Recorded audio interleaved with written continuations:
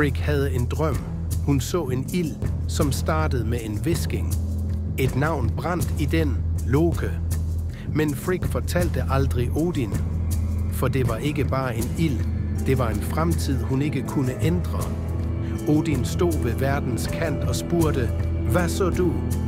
Frigg lukkede bare øjnene og løj ingenting.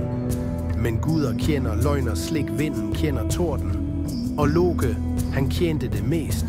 De så på ham for nøje, smilte for forsigtig, stilheden deres skræk. Så han drev bort, ikke for at svige, men for at puste. Og jo mere de så, jo mere sprak han. Tvil blev til sinde, sinde blev til kaos. Og kaos fandt et hjem.